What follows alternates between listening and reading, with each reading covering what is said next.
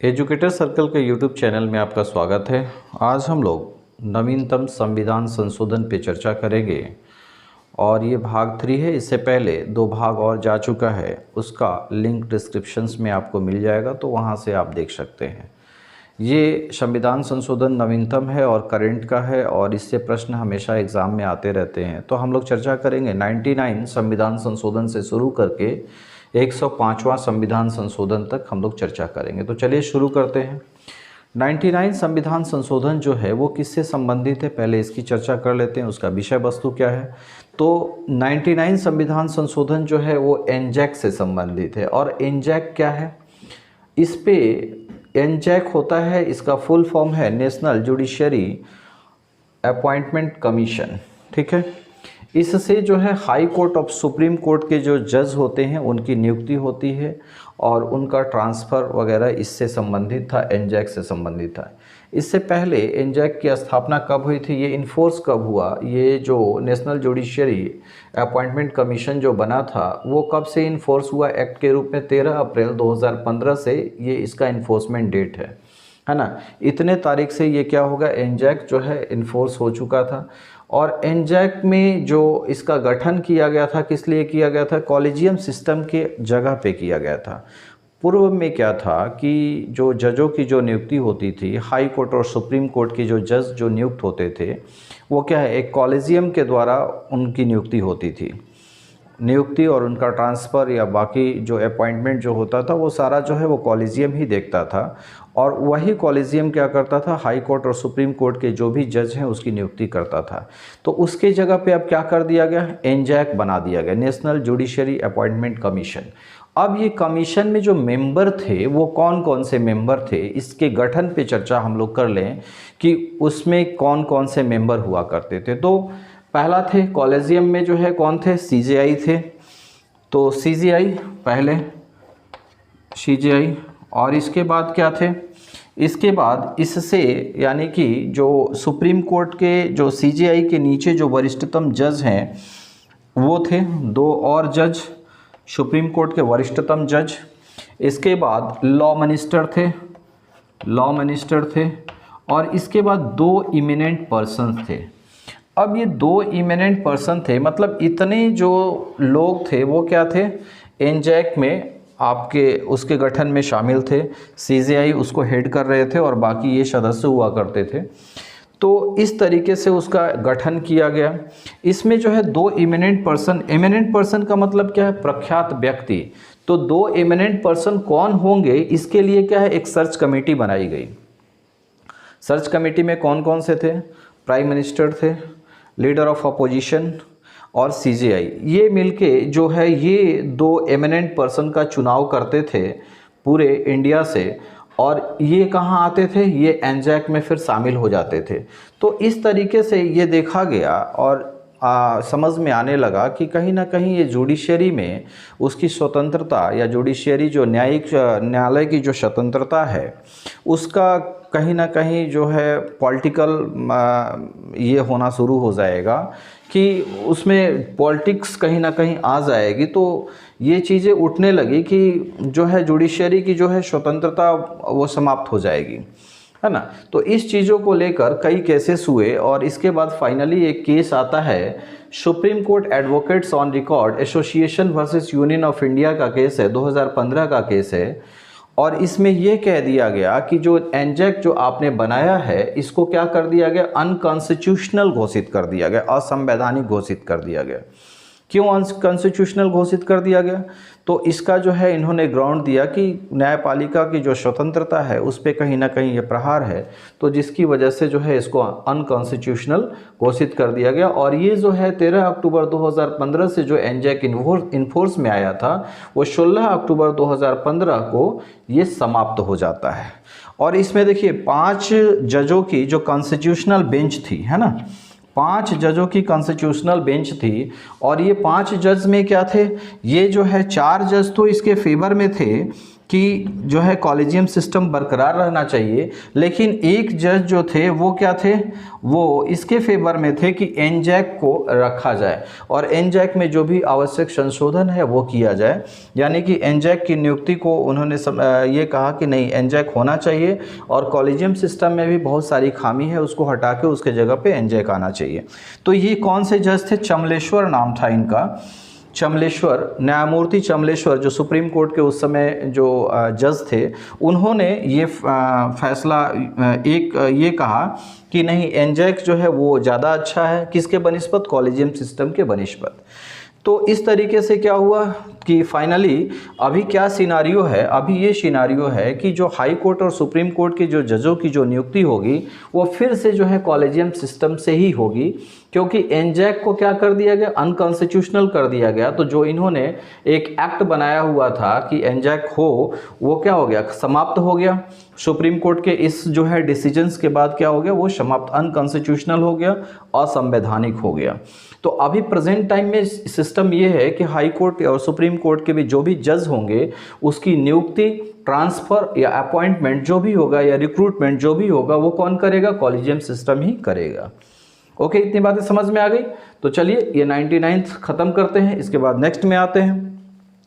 अगला संविधान संशोधन है 100th, 100वां संविधान संशोधन। अच्छा, यहाँ पे देखो एक कुछ जो है फॉर्मूला के तौर पे याद रखने के लिए या मेमोराइज करने के लिए ये याद रखेंगे हम लोग कि 99 का चक्कर लगा और एनजैक समाप्त हो गया, है ना। तो ये याद रखेंगे कि 99 का चक्कर लगा और एनजैक समाप्त हो गया। एनजैक क्या है? नेशनल जुडिशियरी अपॉइंटमेंट कमीशन है।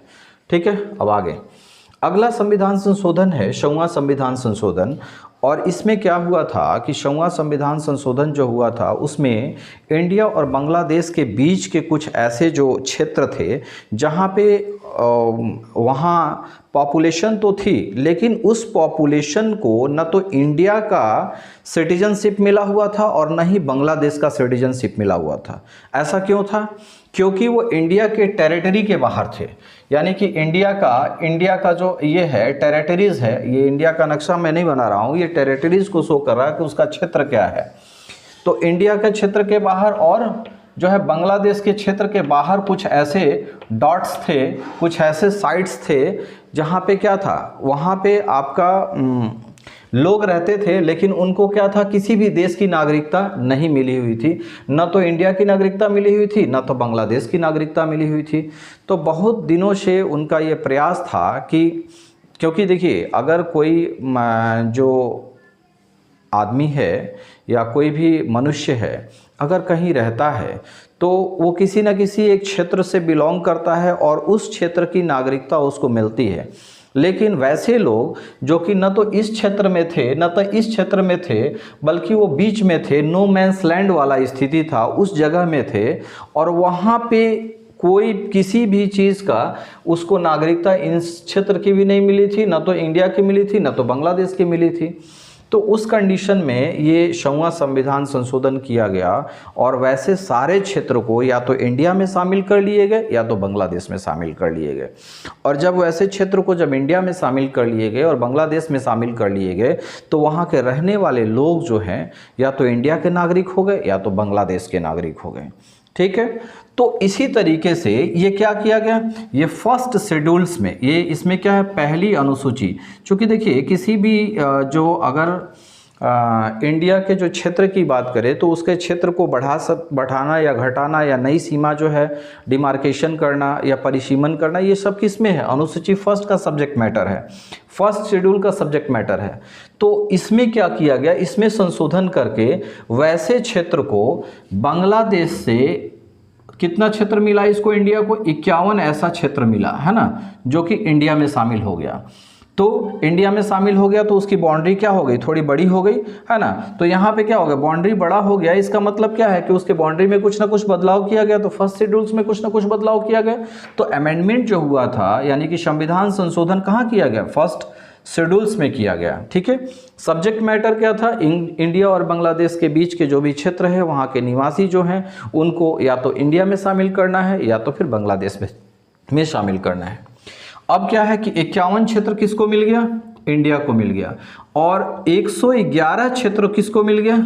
बांग्लादेश को मिल गया। तो 111 क्षेत्र के रहने वाले लोग को बांग्लादेश की नागरिकता, और 51 क्षेत्र में जो रहने वाले हैं उसको इंडिया की नागरिकता मिल गई। तो इस तरीके से 6वां संविधान संशोधन इससे रिलेटेड है ना। और ये जो क्षेत्र था किस किस जगह पे था? ये जो था असम का एरिया था, असम के कुछ क्षेत्र थे, वेस्ट बंगाल के कुछ थे, वेस्ट बंगाल के अलावा जो थे उसके बाहर के, और त्रिपुरा और मेघालय। तो ये सब क्षेत्रों में वो चीज़ फैला हुआ था। तो अगर पूछ दे, ये क्वेश्चंस पूछ दे कि कौन कौन सा क्षेत्र जो है कहाँ कहाँ शामिल हुआ, तो असम, वेस्ट बंगाल और त्रिपुरा और मेघालय, है ना। तो ये क्षेत्र है। तो इस तरीके से क्या है, 6वां संविधान संशोधन हुआ। और यहाँ याद करने का तरीका क्या है, इंडिया और बांग्लादेश के बीच मैच हुआ और शतक मारा गया। तो 6वां संविधान संशोधन किससे रिलेटेड? इंडिया और बांग्लादेश के जो है भूखंड बाहर जो थे उसको शामिल कर लिया गया। इतनी बात समझ में आ गई। चलिए नेक्स्ट चलते हैं। अगला क्या है? अगला संविधान संशोधन होता है 101वां संविधान संशोधन। ये किससे रिलेटेड है? ये जीएसटी से रिलेटेड था। अभी क्या है, जीएसटी का फुल फॉर्म क्या होता है? Goods and service tax. पहले क्या था कि इंडिया में ढेर सारे अलग अलग टैक्स लगते थे, जैसे कि बिक्री कर हुआ और बाकी और सारे जो है टैक्सेस जो है लगते थे। तो वो सारे टैक्स को मिला के वो एक क्या है, एक टैक्स बना दिया गया और उसको क्या कहा गया? जीएसटी कहा गया। चूँकि ये कई वर्षों से ये प्रैक्टिस जो है इंडिया के बाहर दूसरे देशों में ये देखने को मिल रहा था कि दूसरे देश में जो है क्या था, केवल एक ही टैक्स सिनारियो था, उसमें सारा चीज़ इंक्लूड था। तो वही चीज़ यहाँ पे भी लागू करने का कोशिश किया गया और जीएसटी को लाया गया। और जीएसटी कब से लागू हुआ इंडिया में? 1 जुलाई 2017 को ये क्या किया गया? इंडिया में जीएसटी लागू हो गया। ठीक है। अब 1 जुलाई 2017 इसीलिए जो है ना ये पूछता है कि जो है जीएसटी ये 1 जुलाई को, ठीक है, 1 जुलाई किस दिन के रूप में ये किया जाता है? तो ये जीएसटी दिवस या फिर इस तरीके का कुछ क्वेश्चन इस तरीके के आ सकते हैं या आते भी हैं, है ना। तो 1 जुलाई 2017 से क्या है, जीएसटी लागू कर दिया गया। और पहला जो है राज्य कौन सा बना जो कि जीएसटी को लागू करने वाला? पहला राज्य कौन सा था? असम था। तो जीएसटी तो किया गया, लेकिन पहला राज्य कौन सा जो है जो कि सबसे पहले अपने यहाँ जीएसटी को लागू किया, वो राज्य था, स्टेट था असम। ठीक है। इसमें जो है ये जीएसटी के बारे में जो है एक समिति बनी थी, विजय केलकर समिति, और इसी की अनुशंसा पे जीएसटी को लागू किया गया था। विजय केलकर समिति, ये भी प्रश्न आ सकता है कि विजय केलकर समिति किससे रिलेटेड है? तो विजय केलकर समिति किससे रिलेटेड है? जीएसटी से संबंधित है। और जो यहाँ का मॉडल जो अडॉप्ट किया गया, चूँकि विश्व के अन्य देशों में भी जीएसटी लागू है, तो किस मॉडल को अपनाया गया? तो कनाडा के मॉडल को अपने यहाँ अपनाया गया है। यानी कि ये कह दे कि जीएसटी का मॉड्यूल्स हमारे यहाँ जो है किस विश्व के किस देश से मिलता जुलता है, तो वो कौन सा होगा? कनाडा होगा। और ये जो है इस तरीके का विश्व का जो है जीएसटी लागू करने वाला, इस तरीके से भारत कौन सा देश बन गया? 161वां देश बन गया, है ना। यानी कि विश्व के और जगह पे भी जो है आपका जीएसटी लागू है, और 161वां देश कौन है? इंडिया है। इतनी बातें समझ में आ गई। अब ये समझ लें थोड़ा सा कि ये जो जीएसटी का जो ये था कि किस तरह के जो टैक्सेस हैं। देखिए इसमें 3 तरह के टैक्सेस को इम्पोज किए गए हैं। एक जो है एसजीएसटी जो कि किसको मिलना है? स्टेट को मिलना है। और एक है सीजीएसटी, किसको मिलना है? सेंट्रल को मिलना है। और एक है IGST, integrated goods and service tax. तो एस से हो गया स्टेट, सी से हो गया सेंट्रल, और आई से क्या हो गया? इंटीग्रेटेड। ये 3 तरह का जो है जीएसटी आपको लगाया गया है। जीएसटी में तीनों शामिल है, एसजीएसटी, सीजीएसटी और आईजीएसटी। कहीं पे आपको देखने को मिल जाता होगा, है ना। तो ये चीज़ें समझ में आ गई। अब ये देखिए जीएसटी लागू करने वाला दूसरा राज्य कौन है? बिहार। तो ये कहीं कहीं ये भी प्रश्न पूछता है कि असम पहला राज्य है, लेकिन दूसरा राज्य जीएसटी लागू करने वाला कौन बना? तो असम के बाद कौन है? बिहार दूसरा राज्य बना जो कि अपने यहाँ जीएसटी लागू किया है। अब ये जीएसटी जो लागू किया है उसमें जो अलग अलग जो चीज़ों के लिए जो है कितने % जीएसटी लगेंगे, ये सारा प्रावधान उसमें किया गया है। तो उसको 4 तरीके से शुरुआत में जब लागू हुआ था तो उसमें 4 ये में बांटा गया। पहला 5% था, इसके बाद 12% था, फिर इसके बाद 18% था, और फिर 28% था। और ये डिफरेंट डिफरेंट गुड्स के लिए अलग अलग है ना। तो किसके लिए क्या है, पूरा चार्ट है, वहाँ से देख के आप समझ लेंगे। आपको ये समझना है कि 4 तरह का जो है जीएसटी का जो परसेंटेज है वो इम्पोज किया गया था। पहला 5%, दूसरा 12%, तीसरा 18% और चौथा 28%।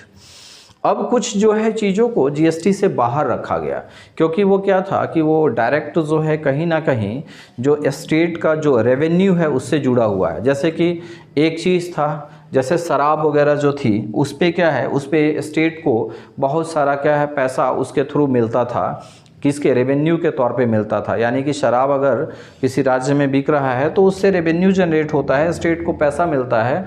तो कुछ चीज़ों को जो है छोड़ दिया गया था, जैसे शराब, पेट्रोल, शिक्षा और स्वास्थ्य से रिलेटेड जो सेवाएं हैं इस पे कोई अभी भी जीएसटी नहीं है। अभी ये बातें चल रही है कि पेट्रोलियम पदार्थ को जो है जीएसटी में लाया जाए, शामिल किया जाए कि नहीं।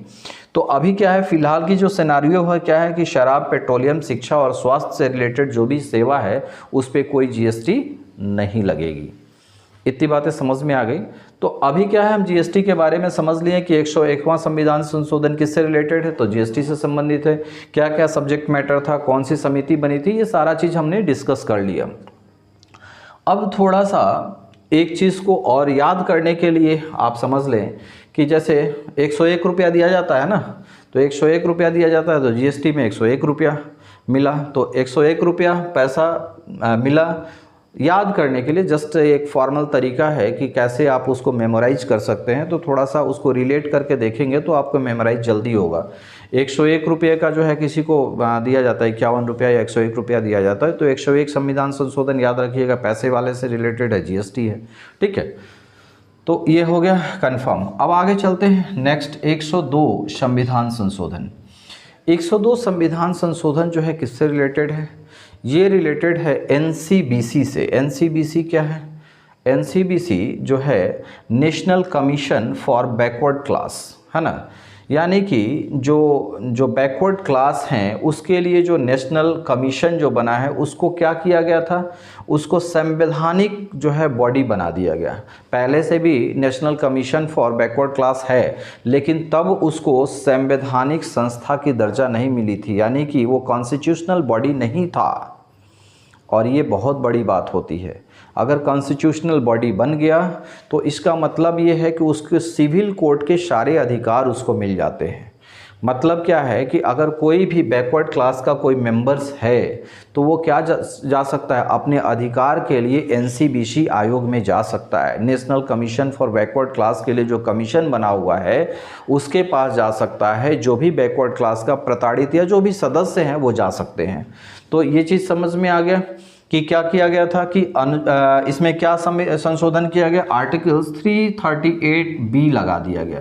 क्या किया गया, अनुच्छेद 338B, है ना, इसके थ्रू क्या है, एनसीबीसी को कॉन्स्टिट्यूशनल बॉडी बना दिया गया, संवैधानिक संस्था बना दिया गया, ठीक है।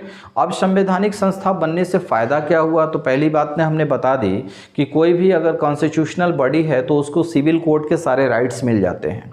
तो जब वो सिविल कोर्ट्स हो गया तो क्या हो गया, किसी को जो है समन पे बुला सकता है ना। तो ये सारी चीज़ें होती है और वहाँ भी कोई जो है ग्रेवियंस लेके अपना जा सकता, अपनी शिकायत लेके कमीशन में जा सकता है। जैसे कि वुमेंस के लिए भी एक कमीशन बना हुआ है, एसटी एससी के लिए भी एक आयोग बना हुआ है, तो उसको वो एक कॉन्स्टिट्यूशनल बॉडी है, तो वो संवैधानिक संस्था बनने के साथ ही उसके बहुत सारे अधिकार और मिल जाते हैं।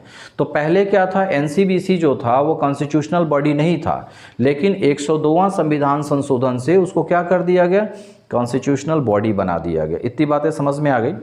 अब ये कॉन्स्टिट्यूशनल बॉडी बनने के लिए देखिए यहाँ पे कुछ चीज़ों को और हम लोग डिस्कस कर लेते हैं कि जो हमारा जो ग्राउंड था, यानी कि बैकवर्ड क्लास में बैकवर्डनेस जो चेक करने का ग्राउंड था वो क्या था कि कौन से जो है लोग बैकवर्ड क्लास में हैं। पहला तो जो है उसकी जाति थी और दूसरा किस आधार पे किया गया था, सामाजिक और शैक्षणिक पिछड़ेपन के आधार पे किया गया था कि सामाजिक दृष्टि से जो पिछड़े हैं या फिर शैक्षणिक दृष्टि से जो पिछड़े हैं वो जो है बैकवर्ड क्लास में आएंगे, और उसके साथ साथ जाति भी एक ये था। अब कुछ और चीज़ें हम लोग समझ लेते हैं कि जो पहला जो बैकवर्ड क्लास जो कमीशन बना हुआ था, तो वो जो बैकवर्ड क्लास जो कमीशन बना हुआ था, वो प्रथम कमीशन जो बना था वो काका कालेलकर कमेटी के अनुशंसा पे, मतलब बैकवर्ड कमीशन जो है इसका और मंडल आयोग, ये दोनों का मिला जुला असर था कि बैकवर्ड क्लास कमीशन बना। ठीक है, काका कालेलकर क्या थी, एक समिति थी, है ना, और मंडल आयोग था। ठीक है, इसके आधार पे ही जो है backward class, national commission for backward class की अनुशंसा इनने की थी और ये बना था। और इसके बाद ही बीपी सिंह की सरकार में जो बैकवर्ड क्लास को 27% आरक्षण प्रदान किया गया। तो बीपी सिंह की सरकार जो है, पीएम बीपी सिंह थे उस समय, जो है इन्होंने लागू किया, मंडल आयोग की अनुशंसा को लागू किया और 27% आरक्षण किसको मिला, जो ओबीसी क्लास हैं, अदर बैकवर्ड क्लास है, उसको 27% आरक्षण दिया गया। किस में दिया गया आरक्षण, तो आरक्षण जो है शैक्षणिक और नियोजन में, जो है नियोजन में भी दिया गया, और फिर जैसे शैक्षणिक संस्था है वहाँ पे भी, या नियोजन कहीं पे भर्ती हो रहा है, सरकारी भर्ती हो रही है, तो वहाँ पे ये सारी जो है 27% का आरक्षण दिया गया।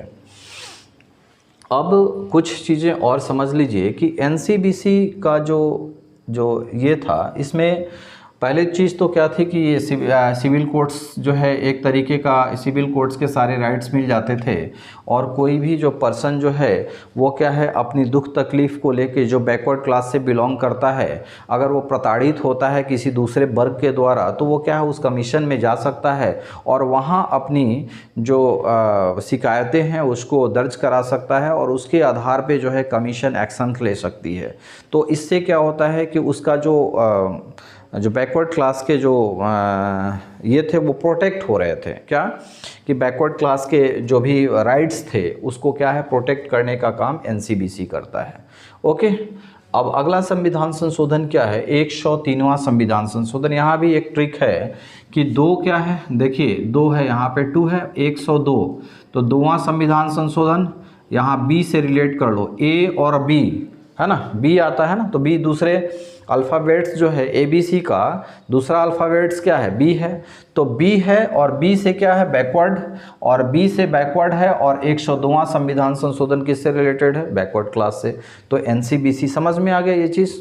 अगर सब्जेक्ट मैटर पूछ ले या फिर आपको जो है इस तरीके का ऑब्जेक्टिव क्वेश्चन पूछ ले कि 102वां संविधान संशोधन किससे रिलेटेड है, तो एनसीबीसी को संवैधानिक संस्था बनाने से रिलेटेड है। यानी कि एनसीबीसी पहले से ही था, लेकिन उसको संवैधानिक संस्था का दर्जा मिला है 102वां संविधान संशोधन से। ओके, अब नेक्स्ट पे प्रोसीड करते हैं। अगला है, देखिए अगला संविधान संशोधन है 103वां संविधान संशोधन, और ये 103वां संविधान संशोधन होता है, और इसमें क्या कहा जाता है कि ईडब्ल्यूएस जो इकोनॉमिकल वीकर सेक्शन है उसको 10% आरक्षण दिया जाए। ठीक है, तो पहले से ही सारा जो है आरक्षण का ये चल रहा था। अब क्या कह दिया गया कि इकोनॉमिकली वीकर सेक्शन जो है उसको 10% आरक्षण दिया जाए। और ये इकोनॉमिकली वीकर सेक्शन जो कहाँ से आएंगे, ये जो है सामान्य वर्ग के होंगे, है ना। ये सामान्य वर्ग के जो भी आर्थिक रूप से पिछड़े लोग हैं उसको 10% आरक्षण की व्यवस्था कर दी गई, किसमें, 103वां संविधान संशोधन में। तो यहाँ जाने से पहले थोड़ा सा हम लोग इस बात की चर्चा कर लें कि देखिए एक आर्टिकल से 46, है ना, आर्टिकल 46 अनुच्छेद 46, और अनुच्छेद 46 में ये कहा गया है कि एजुकेशनली और जो है इकोनॉमिकली जो वीकर सेक्शन है उसके राइट्स को कौन प्रोटेक्ट करेगा, गवर्नमेंट प्रोटेक्ट करेगी, है ना। गवर्नमेंट क्या करेगी, ये कहा गया, डीपीएसपी का सब्जेक्ट मैटर है, नीति निर्देशक तत्वों का है ना। 46वां जो अनुच्छेद है वो किससे रिलेटेड है, वो है आपका डीपीएसपी है, यानी कि राज्य के नीति निर्देशक तत्व हैं। और इसमें ये बात कही गई है कि जो भी एजुकेशनली और यानी कि एजुकेशनली या शैक्षणिक रूप से या फिर आर्थिक रूप से जो कमज़ोर वर्ग हैं उसके लिए वीकर सेक्शन है, उसके राइट्स को प्रोटेक्ट करने के लिए या उसके इंटरेस्ट को प्रोटेक्ट करने के लिए गवर्नमेंट क्या करेगी, सरकार कार्य करेगी। और इसी आधार पे, इसी को ग्राउंड बना के ये 103वां संविधान संशोधन किया गया और इकोनॉमिकल वीकर सेक्शन को 10% का आरक्षण दिया गया। ठीक है, ये बातें समझ में आ गई। अब यहाँ पे देखिए पहले क्या था, सब्जेक्ट मैटर जो था, पहले क्या था, दो चीज़ें थी, जो दो ग्राउंड था, किसी को भी आरक्षण देने के लिए दो ग्राउंड शुरुआती दौर में था कि सामाजिक और शैक्षणिक पिछड़ेपन को आधार बनाया गया था। लेकिन इसमें एक अलग से ग्राउंड जोड़ दिया गया कि आर्थिक पिछड़ेपन को भी जो है किसका ग्राउंड बना दिया गया, आरक्षण का आधार बना दिया गया। और 103वां संविधान संशोधन उसी तरह से उसी से रिलेटेड है। तो यहाँ पे इकोनॉमिकल वीकर सेक्शन में कौन से सदस्य आएंगे, जो कि सामान्य वर्ग से होंगे और आर्थिक रूप से कमज़ोर होंगे, ठीक है। उनको क्या मिलेगा, तो शैक्षणिक जो है, शैक्षणिक संस्था में या फिर नियोजन में उसको आरक्षण दिया जाएगा, कितना प्रतिशत का, 10% का। और उसमें क्या किया गया कि आर्टिकल्स 15 में जो है 6 क्लाउज जोड़ा गया और 16 में भी 6 क्लाउज जोड़ दिया गया, है ना। और इसी के थ्रू क्या है, 10% का आरक्षण। ये पूछ देगा कि संविधान संशोधन जो 103वां संविधान संशोधन है, AWS को 10% का आरक्षण तो मिला है, लेकिन कहाँ पे संशोधन कहाँ किया गया, कहाँ पे अमेंडमेंट किया गया। तो आर्टिकल्स की अगर बात करें, अनुच्छेद की बात करें, तो 15 में और 16 में 15 का 6 जोड़ा गया था और 16 का 6 जोड़ा गया था। 15 का 6 का मतलब कि 15 अनुच्छेद 15 क्लाउज 6 और 16 क्लाउज 6 जोड़ दिया गया। देखिए 15 क्या है, 15 जो है अनुच्छेद 15, ये क्या है, इसको थोड़ा सा समझ लें और चर्चा कर लें कि अनुच्छेद 15 ये क्या है, किससे रिलेटेड है, फंडामेंटल राइट्स है ना। तो इसमें कहा गया है, 15 में कहा गया है कि विभेद का प्रतिषेध करना है, विभेद का प्रतिषेध यानी कि प्रोविज़न करना है कि किसी तरह का डिस्क्रिमिनेशन नहीं होना चाहिए। तो ये कह दिया गया, 15(6) में कह दिया गया कि विभेद का प्रतिषेध, और किस किस आधारों पर किया गया, 5 आधार थे, मूल वंश, जाति, निवास स्थान, धर्म, और अगला क्या है, ये इसी तरीके से 5 थे। तो 5 आधार पे जो है विभेद का प्रतिषेध किया गया था, ठीक है। तो 5 आधार पे विभेद में प्रतिषेध कर दिया गया। लेकिन ये 15(6) क्या कह रहा था कि 15(6) जोड़ने के बाद कह दिया गया कि अगर कोई इस तरीके का जो है डिस्क्रिमिनेशन किया जा रहा है जो कि उसके आगे बढ़ने के लिए ज़रूरी है, यानी कि उसको आगे बढ़ाने के लिए वैसा किया जाना ज़रूरी है, न्याय संगत है, तो उस तरह का विभेद किया जा सकता है। ये 15(6) कह दिया है। जैसे कि बच्चों के लिए या फिर महिलाओं के लिए कुछ अलग से व्यवस्था कर सकती है गवर्नमेंट, वो क्या है, वो किसी तरीके का प्रोहिबिटेड नहीं है, क्योंकि जो है लिंग के आधार पे भी आप जो है कोई तरह का डिस्क्रिमिनेशन नहीं कर सकते हैं, क्योंकि ये महिला पुरुष इस तरह का जो है कोई तरह एक लिंग छूट रहा था, है ना। तो लिंग के आधार पे भी कोई डिस्क्रिमिनेशन नहीं कर सकते हैं, ठीक है। तो यहाँ पे कह दिया गया कि जो है आपको आरक्षण मिलेगा, है ना, आरक्षण दिया जाएगा, और किसी तरीके का आपका विभेद, अगर वो आरक्षण से उसको फ़ायदा, उस वर्ग को फ़ायदा पहुँचाने के लिए दिया जा रहा है, और फ़ायदा किस लिए, चूँकि वो नीचे जा रहे हैं, उसके उत्थान के लिए, उसका उत्थान सोसाइटी के लिए ज़रूरी है कि उसको जो है आगे बढ़ाया जाए, तो वैसे केस में वैसा प्रोविज़न, वैसा जो है प्रतिषेध किया जा सकता है, ठीक है। तो इतनी बातें समझ में आ गई। तो हम लोग कहाँ से कहाँ चल लिए, 99 से लेकर 103 तक हम लोग कंप्लीट कर लिए। अब आगे चलते हैं। 104वां संविधान संशोधन होता है। 104 संविधान संशोधन जो है अभी होता है। तो 104वां संविधान संशोधन किससे रिलेटेड है, ये आर्टिकल्स अनुच्छेद 334 में संशोधन किया गया, और ये कह दिया गया कि ST SC का जो आरक्षण है उसको और 10 वर्ष के लिए एक्सटेंड किया गया। देखिए शुरुआत में जो है जब कॉन्स्टिट्यूशन लागू हुआ था, कॉन्स्टिट्यूशन जब लागू हुआ था तो शुरुआत में ही क्या है, ST SC को जो है आरक्षण दिया गया, किसमें, लोकसभा में और विधानसभा में, यानी कि सेंट्रल में जो है लोकसभा में और स्टेट में जो है विधानसभा में ST SC समुदाय के लिए आरक्षण की व्यवस्था की गई, और इसको क्या है लगातार 10-10 वर्षों के लिए बढ़ाया गया, ठीक है। तो इसका जो है जो टाइम पीरियड समाप्त हो रहा था 2020 जनवरी में इसको समाप्त हो रहा था। तो क्या किया गया कि 104वां संविधान संशोधन के द्वारा फिर क्या किया गया कि 10 साल के लिए और बढ़ा दिया गया, है ना। तो वह किस में हुआ है, आर्टिकल्स 334 में संशोधन किया गया और 10 वर्षों के लिए और आगे बढ़ा दिया गया आरक्षण। कहाँ पे, ST SC का आरक्षण बढ़ाया गया लोकसभा और राज्य में विधानसभा में। क्लियर हो गया यहाँ तक। अब नेक्स्ट पे चलते हैं, ठीक है। अगला संविधान संशोधन है 105वां संविधान संशोधन। तो 105वां संविधान संशोधन किससे रिलेटेड है, 105वां संविधान संशोधन ये जो है NCBC से रिलेटेड है, national commission for backward classes से रिलेटेड है। इसमें क्या कह दिया गया कि स्टेट गवर्नमेंट और यूनियन टेरिटरीज़ को ये पावर जो दे दिया गया कि आप जो है आइडेंटिफाई कीजिए कि कौन से जो है क्लास आपके यहाँ बैकवर्ड क्लास हैं, है ना। तो बैकवर्ड क्लास के जो चेक करने की जो पावर जो थी उसको फिर किसको दे दिया गया, उसको स्टेट गवर्नमेंट और यूनियन टेरिटरी को दे दिया कि आप आइडेंटिफाई करके कि वैसे आपके यहाँ की जो रहने वाले जो लोग हैं जो बैकवर्ड कैटेगरी में है उसको आइडेंटिफाई कीजिए और जो है आप उसको पावर दे दिया गया कि आप बैकवर्ड क्लास को जो है चेक कर सकते हैं कि कौन से बैकवर्ड क्लास में है। तो ये किससे संबंधित है, NCBCS से, है ना, संबंधित है। उसमें क्या किया गया कि स्टेट गवर्नमेंट और यूनियन टेरिटरी को ये पावर दे दिया गया कि आप आइडेंटिफाई करो कि कौन सा आपके यहाँ जो सदस्य है या समूह है कौन सा बैकवर्ड क्लास से बिलोंग करता है, उसको करके और आप आरक्षण का प्रावधान कर सकते हैं अपने यहाँ अकॉर्डिंगली। ठीक है, तो इतनी बातें समझ में आ गई। एक बार इसको समराइज़ कर लेते हैं। समराइज़ करने से जो है चीज़ें और क्लियर हो जाएगी। तो सबसे पहले 99वां संविधान संशोधन किससे रिलेटेड है, एनजैक से संबंधित है, नेशनल जुडिशरी अपॉइंटमेंट कमीशन है। इसके बाद 100वां संविधान संशोधन इंडिया और बांग्लादेश के बीच जो लैंड्स जो थे, खाली पड़े हुए जो लैंड थे जो कि ना तो इंडिया के टेरिटरी में थे ना तो बांग्लादेश के टेरिटरी में थे, लेकिन वहाँ लोग रहते थे, उसको अपने यहाँ शामिल कर लिया गया। 101वां संविधान संशोधन किससे रिलेटेड है, GST से। और 102वां संविधान संशोधन किससे रिलेटेड है, NCBC को, national commission of backward class को किसमें कॉन्स्टिट्यूशनल बॉडी बना दिया गया, संवैधानिक संस्था बना दी गई। और इसके बाद 103वां संविधान संशोधन किससे रिलेटेड है, EWS से रिलेटेड है। EWS को 10% का आरक्षण प्रदान किया गया।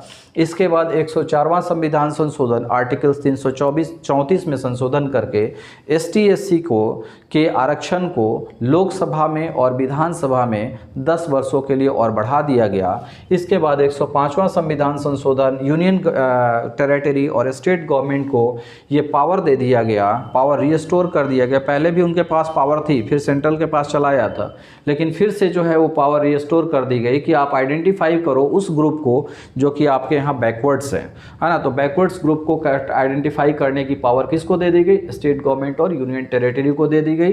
किस संविधान संशोधन के जरिए, 105वां संविधान संशोधन के जरिए।